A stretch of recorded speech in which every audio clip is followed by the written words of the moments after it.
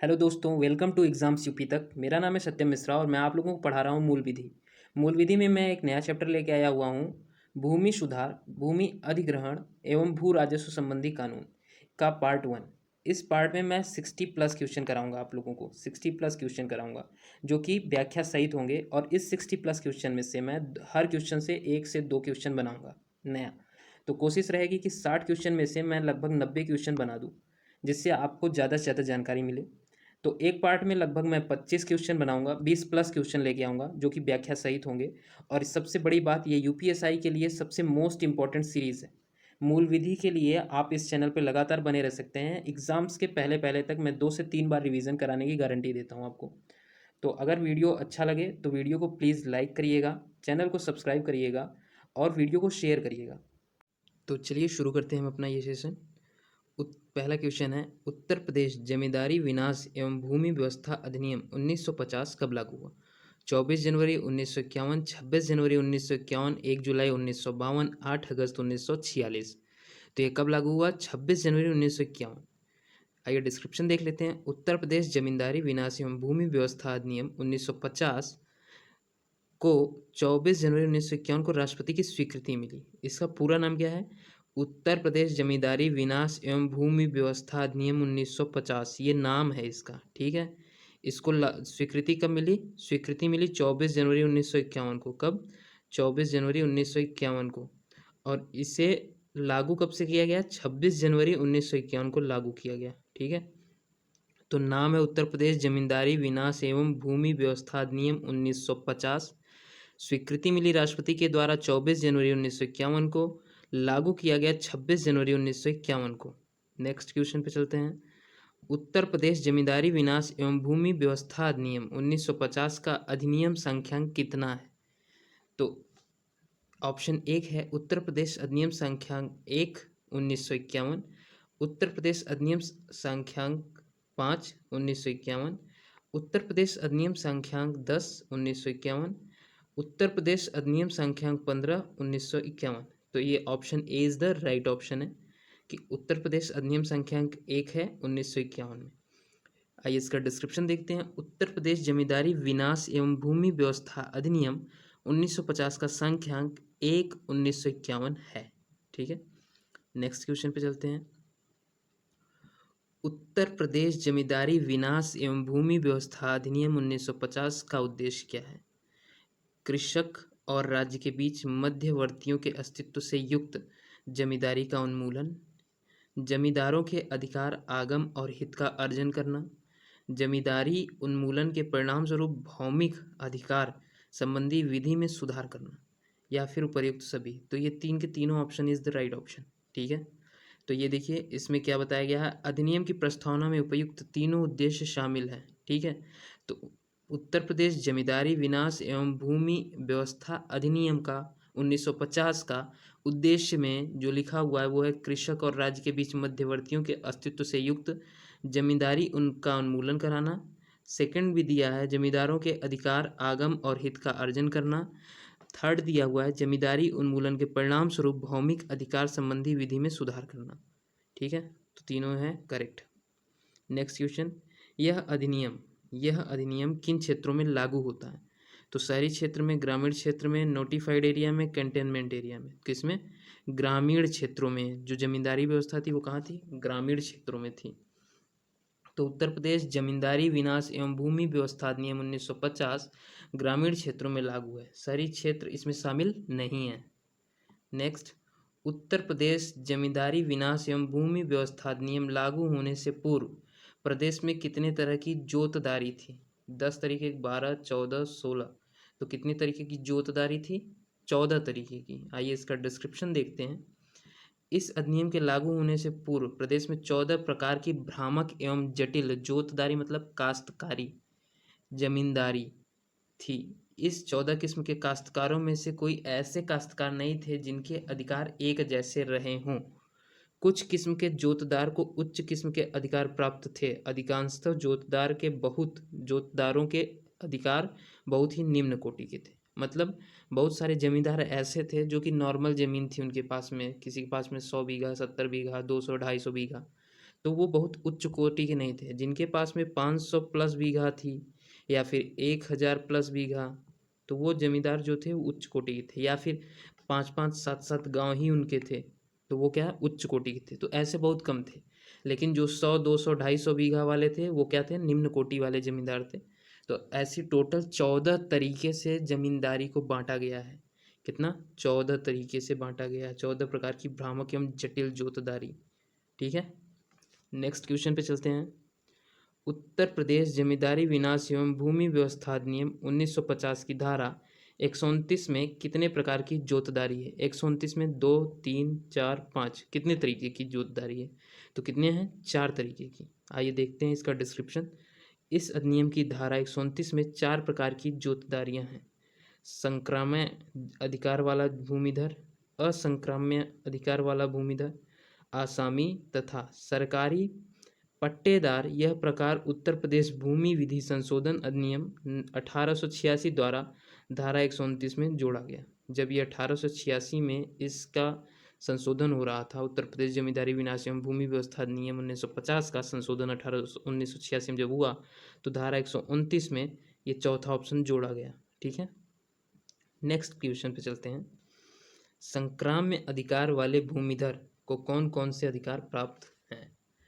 संक्रमणीय, अंतरणीय, अस्थाई, वंशानुगामी, उपर्युक्त सभी। तो ये जो तीनों ऑप्शन है, ये तीनों के तीनों अधिकार प्राप्त होते हैं किसको, संक्राम्य अधिकार वाले को। आइए डिस्क्रिप्शन देख लेते हैं। उत्तर प्रदेश जमींदारी विनाश एवं भूमि व्यवस्था अधिनियम 1950 के अधीन संक्राम्य अधिकार वाले भूमिधर सर्वश्रेष्ठ भूमिधर हैं, उसे उपर्युक्त तीनों अधिकार प्राप्त हैं। ठीक है, नेक्स्ट क्वेश्चन चलते हैं। सॉरी, उत्तर प्रदेश जमींदारी विनाश एवं भूमि व्यवस्था अधिनियम 1950 के अधीन आसामी को कौन कौन से अधिकार प्राप्त हैं? तो अंतरण, स्थायी, वंशानुगामी, उपर्युक्त सभी। तो जो आसामी हैं इन्हें वंशानुगामी अधिकार प्राप्त है, बस। तो आइए इसका डिस्क्रिप्शन देख लेते हैं। उत्तर प्रदेश जमींदारी विनाश एवं भूमि व्यवस्था अधिनियम 1950 के अधीन आसामी को बहुत ही कमजोर अधिकार प्राप्त हैं, बस इतना ही प्राप्त है कि इसे सिर्फ वंशानुगामी अधिकार प्राप्त होते हैं, बस। Next question. अनुसूचित जाति का भूमिधर अनुसूचित जाति के अतिरिक्त किसी व्यक्ति को क्या अपनी भूमि अंतरण कर सकता है? मतलब कोई SC ST वाला है, वो किसी को अपनी ज़मीन दे सकता है, बेच सकता है? हाँ, नहीं, कतई नहीं, उपर्युक्त में से कोई नहीं। तो जो SC ST है, ये सिर्फ SC ST को ही अपनी ज़मीन सेल कर सकता है, और बाकी ये जनरल और OBC को नहीं दे सकता। ठीक है, जनरल OBC को सेल नहीं कर सकते ये। तो option B is the right option, ये सेल नहीं कर सकते। आइए इसका डिस्क्रिप्शन देखते हैं, इंपॉर्टेंट क्वेश्चन है, एग्जाम में आ सकता है। उत्तर प्रदेश जमींदारी विनाश एवं भूमि व्यवस्था अधिनियम 1950 के अधीन अनुसूचित जाति का कोई भी भूमिधर अपनी जोतगत भूमि का विक्रय, दान, बंधक या पट्टा अनुसूचित जाति के अतिरिक्त किसी व्यक्ति को नहीं कर सकता, किंतु कलेक्टर की आज्ञा से अंतरण अनुसूचित जाति के अतिरिक्त किसी व्यक्ति को किया जा सकता है। क्या, कब? जब कलेक्टर, DM जो होता है, डिस्ट्रिक्ट मजिस्ट्रेट, IAS, तो ये जो जब तक इससे लिखित रूप में ऑर्डर नहीं मिलेगा तब तक ये किसी को नहीं दे सकता है, बस वो दे सकता है तो किसको, अनुसूचित जाति के। नेक्स्ट क्वेश्चन पे चलते हैं। अनुसूचित जनजाति का भूमिधर या असामी अनुसूचित जनजाति के अतिरिक्त किसी व्यक्ति को क्या अपनी भूमि अंतरण कर सकता है? हाँ, नहीं, कतई नहीं, उपर्युक्त में से कोई नहीं।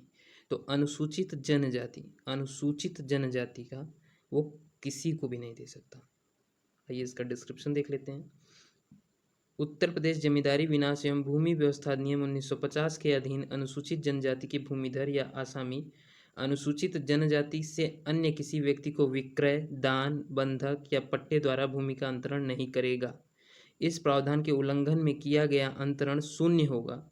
यहाँ यह ध्यान देने योग्य बात है कि इम्पोर्टेंट, अनुसूचित जनजाति की भूमि कलेक्टर की पूर्व आज्ञा से भी गैर अनुसूचित जनजाति को अंतरण नहीं की जा सकती। मतलब इसके लिए भी उसको कलेक्टर की अनुमति चाहिए, और वो भी लिखित अनुमति चाहिए, प्रूफ के साथ। तो ठीक है, नेक्स्ट क्वेश्चन पे चलते हैं। अगर वीडियो अच्छा लग रहा है तो प्लीज़ वीडियो को लाइक करिएगा, अपने दोस्तों के बीच शेयर करिएगा, और चैनल को प्लीज़ सब्सक्राइब करिएगा। कुछ भी सुझाव या फिर कुछ भी त्रुटि लग रही है तो उसके लिए प्लीज़ कमेंट करके बताइएगा। नेक्स्ट क्वेश्चन, संक्राम्य अधिकार वाला भूमिधर क्या अपनी जोत का समर्पण कर सकता है? हाँ, नहीं, कुछ परिस्थितियों में कर सकता है, उपयुक्त में से कोई नहीं। तो अपनी जोत का समर्पण नहीं कर सकता है। आइए इसका डिस्क्रिप्शन देख लेते हैं। उत्तर प्रदेश जमींदारी विनाश एवं भूमि व्यवस्था अधिनियम 1950 के अधीन संक्राम्य भूमि अधिकार वाला भूमिधर अपनी जोत का समर्पण नहीं करेगा, क्योंकि जब उसे अंतरण का अधिकार है तो समर्पण क्यों करे? मतलब जब उसे वो आपस में खरीद सकता है, बेच सकता है, तो वो अंतरण क्यों करेगा भाई? क्यों किसी को अंतरण करेगा? क्यों किसी को समर्पण करेगा? समर्पण नहीं करेगा, वो सेल कर देगा, बाय कर लेगा। नेक्स्ट क्वेश्चन पे चलते हैं। असंक्राम्य अधिकार वाला भूमिधर क्या अपनी जोत का समर्पण कर सकता है? हाँ, नहीं, जोत का कोई अंश उपयुक्त में से कोई नहीं, तो हाँ, कर सकता है। इसका डिस्क्रिप्शन देखते हैं। उत्तर प्रदेश जमींदारी विनाश एवं भूमि अधिक व्यवस्था अधिनियम 1950 के अधीन असंक्राम्य अधिकार वाला भूमिधर अपनी जोत, पूरी जोत या उसका कोई अंश समर्पण कर सकता है। नेक्स्ट क्वेश्चन देखते हैं। नेक्स्ट क्वेश्चन कह रहा है, आसामी क्या अपनी जोत का समर्पण कर सकता है? हाँ, नहीं, जोत के अंश का, पूरी जोत का।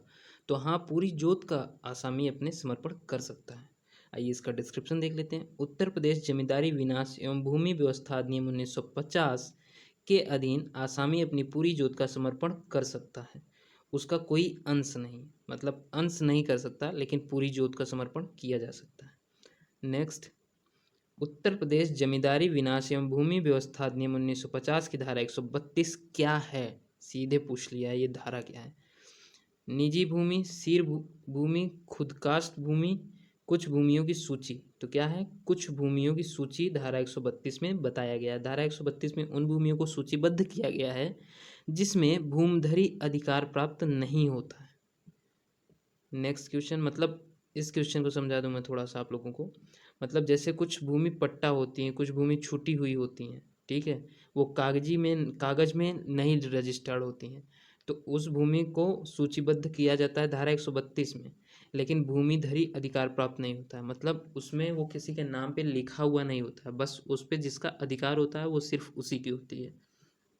नेक्स्ट क्वेश्चन, अक्षम व्यक्ति और घोषणा प्राप्त व्यक्ति क्या अपनी भूमि का पट्टा कर सकता है? हाँ, नहीं, जोत के अंश का उपयुक्त कोई नहीं, तो हाँ, कर सकता है। आइए इसका डिस्क्रिप्शन देखते हैं। उत्तर प्रदेश जमींदारी विनाश एवं भूमि व्यवस्था अधिनियम 1950 के अनुसार विधि के अनुरूप पट्टा कर सकता है, किंतु किसी और तरीके से नहीं। मतलब विधि के अनुसार तहसील के थ्रू ही पट्टा किया जा सकता है।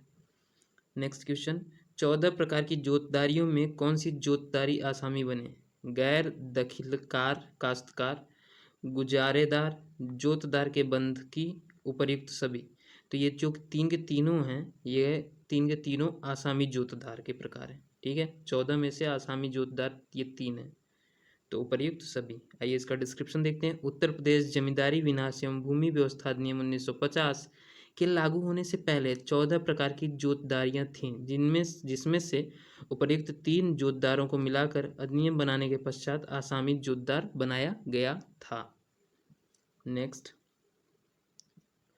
उत्तर प्रदेश जमींदारी विनाश एवं भूमि व्यवस्था अधिनियम 1950 की धारा 199 में किस आधार पर भूमिधर को बेदखल किया जा सकता है? तो किस आधार पर भूमिधर को बेदखल किया जा सकता है? धारा 199 के। ठीक है, इस क्वेश्चन को याद रखिएगा। धारा 199 के अनुसार भूमिधर को बेदखल किया जा सकता है। ऑप्शन क्या दिया हुआ है? गलत पट्टा करने पे, गलत अंतरण करने पे, सार्वजनिक उपयोगिता की जमींदारी पर कब्जा, या डी उपर्युक्त दोनों सभी। तो ये 3 के तीनों गलत पट्टा कर देगा तब भी उसे बेदखल कर दिया जाएगा, गलत अंतरण कर देगा तब भी, सार्वजनिक उपयोगिता की जिम्मेदारी पर कब्जा कर लेगा तब भी। आइए इसका डिस्क्रिप्शन देख लेते हैं। उत्तर प्रदेश जमींदारी विनाश एवं भूमि व्यवस्था अधिनियम 1950 की धारा 199 भूमिधर को संरक्षण भी करता है। परंतु उपर्युक्त आधारों पर बेदखल भी करता है। नेक्स्ट क्वेश्चन, अक्षम व्यक्ति को भूमि का पट्टा किस धारा के अंतर्गत किया जा सकता है? धारा 155, धारा 156, धारा 157, धारा 158। तो धारा 157 के अनुसार अक्षम व्यक्ति को भूमि पट्टा किया जा सकता है। इसका डिस्क्रिप्शन देख लेते हैं। उत्तर प्रदेश जमींदारी विनाश एवं भूमि व्यवस्था अधिनियम 1950 की धारा 157 में अक्षम व्यक्ति को भूमि पट्टे पर देने से संबंधित प्रावधान है। धारा 155 में भूमिधर का भूमि को बंधक रखना, धारा 156 में भूमि को पट्टे पर दिया जाना तथा धारा 158 का पट्टे के निबंधन में संबंधित उपबंध है। तो यहाँ पे तीनों धारा बताया गया। 157 में अक्षम व्यक्ति को भूमि पट्टे पर देना, 155 में भूमिधर का भूमि को बंधक रखना है। ठीक है, ये सेकंड क्वेश्चन हो गया। धारा 156 में भूमि को पट्टे पर दिया जाना, 156 में क्या बताया गया है? भूमि को पट्टे पे दिया जा सकता है। 158 बताया गया है कि पट्टे का निबंधन से संबंधित उपबंध क्या क्या रूल रेगुलेशन लागू होंगे, वो धारा 158 में समझाया है। तो नेक्स्ट क्वेश्चन पे चलते हैं। भूमिधर के पास कितने एकड़ से अधिक भूमि नहीं होनी चाहिए? 12.5 एकड़, 10 एकड़, 15 एकड़, 20 एकड़। तो कितने एकड़? 12.5 एकड़ से ज़्यादा जमीन नहीं होनी चाहिए। आइए इसका डिस्क्रिप्शन देखते हैं। उत्तर प्रदेश जमींदारी विन्यास एवं भूमि व्यवस्था अधिनियम 1950 के अनुसार क्रेता या दान ग्रहीता के पास पहले की भूमि और ली जाने वाली भूमि कुल मिलाकर 12.5 एकड़ से अधिक नहीं होनी चाहिए। नेक्स्ट क्वेश्चन पे चलते हैं। अनुसूचित जाति का सदस्य यदि अनुसूचित जाति के अतिरिक्त किसी व्यक्ति को भूमि का अंतरण करना चाहता है तो कितने भूमि से अधिक होने पर ही अंतरण वैध होगा? 2 एकड़, 3 एकड़, 3.125 एकड़, 5 एकड़। तो कितना? 3.125 एकड़। ठीक है, यूनिक आंसर। आइए इसका डिस्क्रिप्शन देख लेते हैं। उत्तर प्रदेश जमींदारी विन्यास एवं भूमि व्यवस्था अधिनियम 1950 के अनुसार बिना कलेक्टर की अनुमति के किसी और को जो अनुसूचित जाति का नहीं हो अंतरण नहीं होगा, परंतु कलेक्टर की अनुमति तभी देगा जब विक्रेता के पास 3.125 एकड़ से अधिक भूमि हो।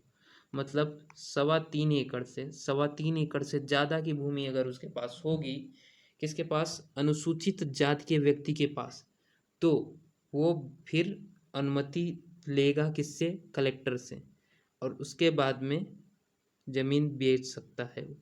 लेकिन अगर उसने इससे कम भूमि पे अगर बिना अनुमति के बेचना चाहा तो उसे सज़ा हो सकती है या फिर उसकी वो ज़मीन कब्जाई जा सकती है। नेक्स्ट क्वेश्चन चलते हैं। भूमि अधिग्रहण अधिनियम 2013 को राष्ट्रपति की स्वीकृति कब प्राप्त हुई?